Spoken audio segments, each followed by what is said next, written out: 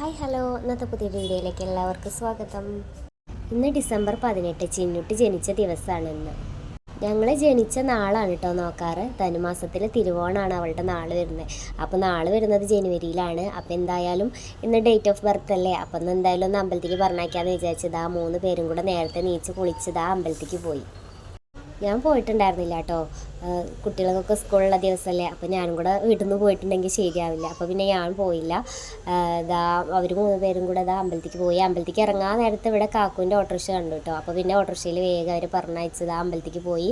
എങ്ങോട്ട് പോയപ്പോൾ പിന്നെ നടന്ന് പോകുന്നു അവർ 3 പേരും കൂടെ. കുറച്ച് ദൂരമേ ഉള്ളൂ. ഇടത്ത് തന്നെയാണ് അമ്പലം, വിഷ്ണു ക്ഷേത്രത്തേക്കാണ് പോയത്. അപ്പോൾ അവർ വേഗം തിരിച്ചു വന്നു കേട്ടോ. അമ്പലത്തിലൊക്കെ പോയി തൊഴുത് തിരിച്ചു വന്നു. തിരിച്ചു വരുന്ന വഴിക്ക് കിട്ടിയതാണ് കേട്ടോ ഈ ചെടി. ഇതിൻ്റെ പേരെന്താണെന്ന് ചോദിച്ചാൽ അപ്പം എനിക്കറിയില്ല കേട്ടോ.